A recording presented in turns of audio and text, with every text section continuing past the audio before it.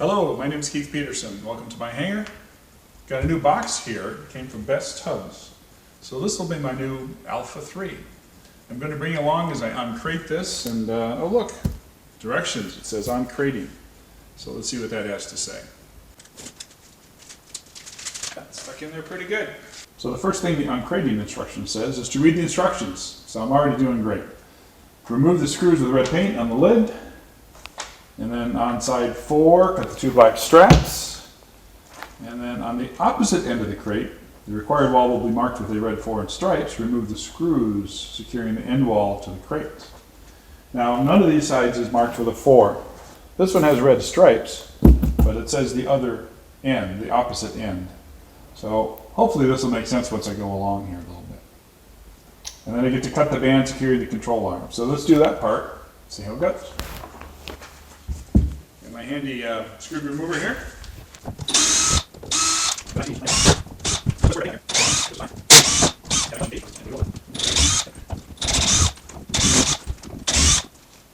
Okay, we got screws. Time for the unveiling. Oh, there it is.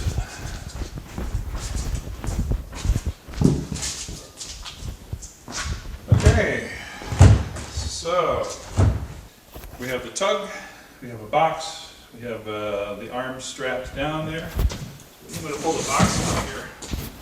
It didn't specify to take the box out, but kind of makes sense. We'll take a look at the box a little bit. Alright, now it says to take, to remove the straps on the bottom and the straps on the handle. So I've got a tool for that. Even though this is not the opposite end, it is marked with red stripes. So, and it has screws. So I'm taking on the idea that this is the one.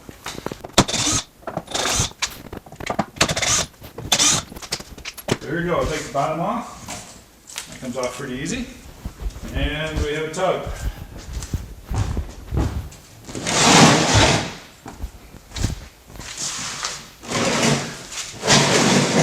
And it's fairly heavy. Okay, now it says, let's just see what it says. In the crate, remove the band securing the control arm. Grab the handle, pivot the tug up with the weight resting on the tires, push the master switch on, move the tug forward, drive the tug out of the crate. Pick it up, power on.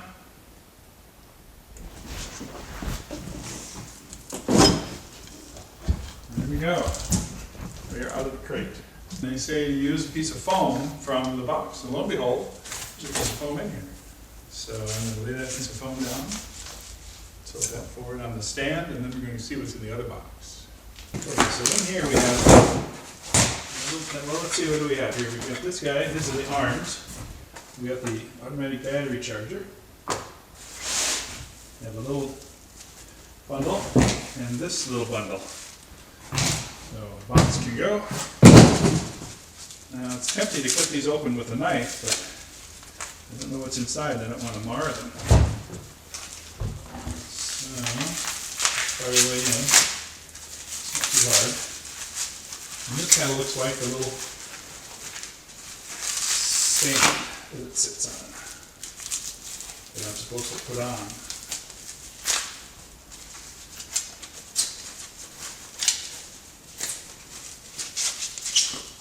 Alright, there we go. Now, in the process of getting this out of the packaging, I see that I've separated it from what looks like a little black end cap in there. So maybe I'll fight my way in. Get the saran wrap off. Yeah, there we go.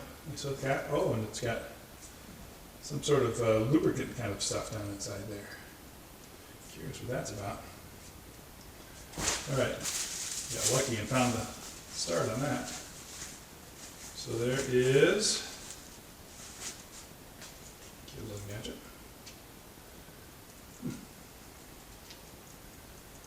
Alright. And there we've got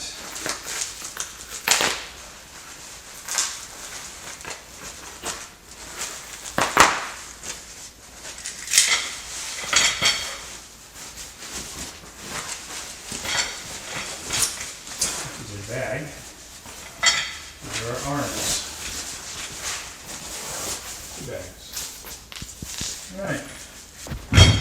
Okay, look at there. If I go in a little bit more deeply, there's an Allen wrench provided. Somebody somewhere is breathing a sigh of relief because I'm sure it's hard to always get all those parts in. It's one of those shipping processes that we engineers like to work on. But we don't like to work on it, but we have to work on them because otherwise they don't get done. It's very easy to do these things wrong. So kudos, so far everything is working out. And I think the stand goes probably this way. Very nice finish on there. Alright, so I have a stand. Let's read the instructions now. Attach the best tugs to your aircraft. Email cool pictures. Well, there's a step remaining here, but hopefully this will be intuitive. So, I'm going to tilt this guy down. Yeah, there's the stands. Now this guy here, I'm figuring it looks up like that. And, alright. Okay, let's see what's going on here, because these guys are going to pivot. So it looks like this one must want to go here. My airplane is a Cardinal RG. So I'm guessing it's going to want to sit like this. So as I get the tug over here, what I discovered is, first of all, they don't get very much lift on this, so obviously they put these things on upside down. And secondly, it really makes me wonder how this is going to work out, because it almost looks like it's trying to go up to the top of the fork here, which is what the fixed gear Cardinal would be. This is a retractable Cardinal. So let's see. Welcome to a lovely spring day in Illinois. I did leave the, if it's evident here, I did leave the saran wrap on this tire here, kind of to compare this tire versus the other one. And the other one did get a little dirty on the way to the airplane here. See what they're talking about. Dirty floors. Mustn't have that. Alright. Not too bad. Heavy little beastie. Alright. Let's see how it goes here.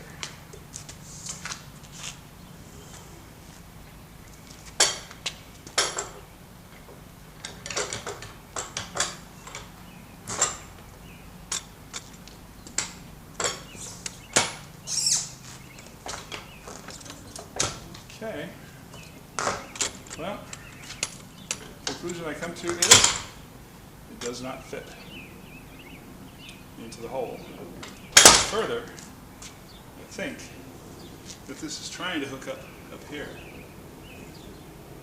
So that's my guess, is that they thought that I had a fixed gear, which would hook up like that. See, that would be just about right, you see? Okay. We'll be making a call to our friends at the Best Tugs Company and ask you if they accidentally wrote down fixed gear instead of retractable gear. To be continued. I wrote a note to the folks at Best Tugs. They were very nice. They sent me a box very quickly. They say it would be some proper arms here, so let's give a look. It would look more appropriate for my Cardinal RG. Keep all those popcorns here. So, just pull it out, just like that. Just pull it out, just like that. Fight our way into these.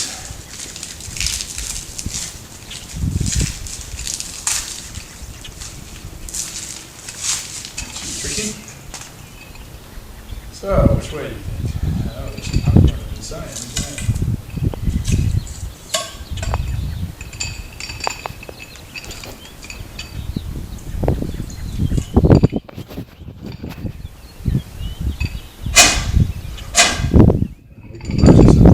Alright, well for now, let's give it a try. Pops right in.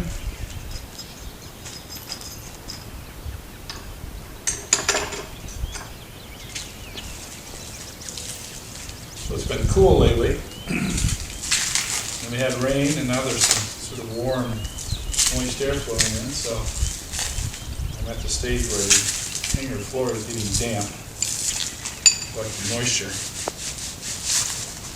Probably not the best time to do this, but I'm very excited to see how this works out. Fits in well too. All right, let's move these out of the way. So I've learned a couple things about this, just in playing with it. If you turn the power off, you can roll it. If the power is turned on, it latches up. So they tell you in the instructions that you roll it in manually. In order to do that, you have to turn the power off. So here we go.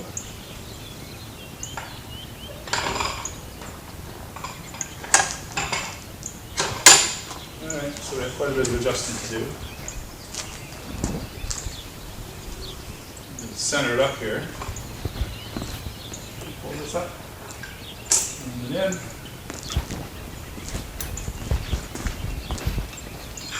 Very slick system, very designed.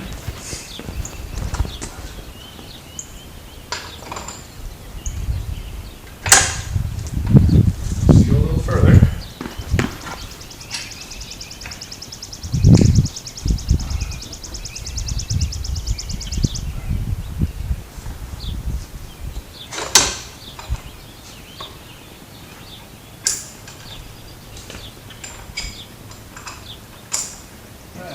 That might do it. I'm a little curious. This one is a little further than the other, so let's see if we can get one more there, one less here. Just to center it up. There we go. That's centered up. Okay. Seems to work pretty well. Okay, power on. Move my chalk. Here we go for our first test. Remember which way is backwards.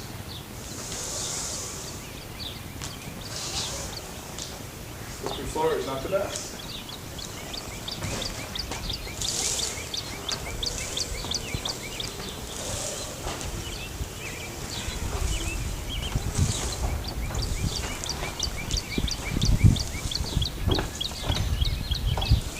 Okay, so we're still in live mode here, live axis mode, so let's see. We're at 56% power. Here's the worst case test for torque. Walk right up, look at that. Absolutely impressive. Really impressive. Even with the wet floor, boy, it's just exactly like it should be. Alright, well that's an outstanding first test. Got a little more testing. Right now it says 82% power. Left thumb pulls it out. And beat the slippery floor. It's a bit of a challenge, even for pulling out, which usually is pretty easy. I'm just going to go out straight here.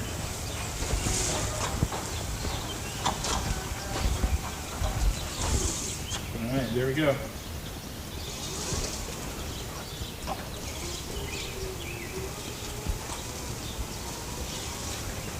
Very controllable. I can steer a little bit, even though I'm in locked mode right now. And you know what? It just walks right up. Absolutely no effort. That's fantastic.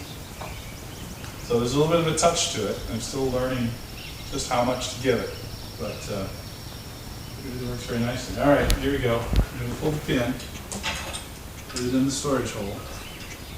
I'm going to try the chase mode. And I think I might try it first. Probably would be wise to try it in open space, but I'm brave. And I'm so curious about how this works. In fact, it has so much torque, it very easily spins those tires. You get a lot, but I find that I need to be just a little bit gentle on the throttle, as it were. All right, so now I'm going to try and drive it like a wheelbarrow. So if I turn to the left,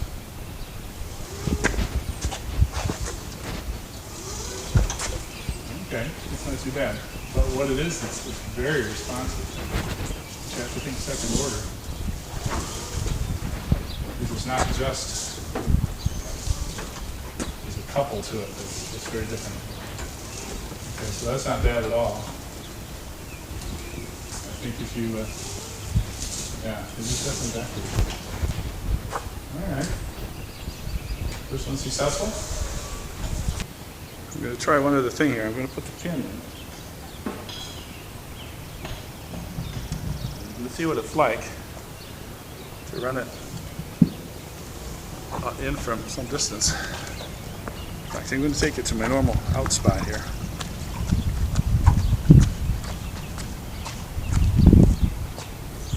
See what it's like to drive it in this way. Okay, right thumb. Okay, left and turn.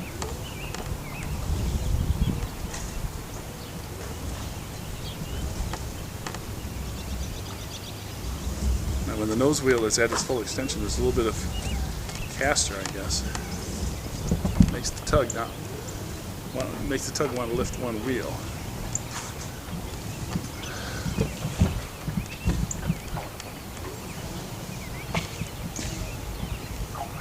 A little bit off the center line here, so I'm going to reset a bit. Not too bad. Okay, so it's got a certain amount of drivability to it. You can kind of lean it one way or the other. You know what? That really goes in very well. You don't have to lift it to steer it, is what I'm discovering. You can just sort of aim it a little, flex it a little, push it a little to the side, and with subtle movements, it works really well. So I would say, as a practical matter, both modes are quite workable. And one of them just uses a little more geometry, and will take a little more getting used to. So we'll check back here in a little while and see which one works better. My conclusion at this point, it does have a little bit of learning curve to it, but I think I'm going to be able to handle it. And as they mentioned, you can always drop the pin in the other port, and then it's going to be very, very routine. And it has enough torque. It has plenty of torque. Some of the ones that I've toyed with do not have anywhere near enough torque, and you have to make a run at it. In fact, my power tool, which still sits there in the corner, doesn't have enough torque, and you kind of have to make a run at it. Of course, they have a bigger engine now than what mine does, so that might not be true for the new ones. But it's a very nice gadget, and definitely the engineering on the drive part of the system is outstanding. In fact, really on everything is outstanding. It's just the geometry question. It's a clever design, and I like the design. I'm just going to have to get used to it like everybody else. The one thing I want to comment on is it's been real interesting working with the Best Tugs people, because they're very friendly and very helpful, very responsive, and sent a nice note making sure I was happy and some things like that. So if you look at the materials on YouTube from the company, I think it's Mark that does the business presentation about the businesses that he's run, and it's clear that they're running their own business that way. I like that. So at this point, very happy. I've been through 3 now. The one that still works, the power tow with the new engine. Another one that was battery powered that didn't have enough torque to get up the hill. And this one really fulfills all my expectations. So I was prepared to be hard to convince, but I think it is aptly named as Best Tug. So we'll put it on a charger here. It says it's a 68%, but I was seeing 29% under load, so it was probably about half gone. Put it on the charger and start using it and see how it works. Thanks for riding along.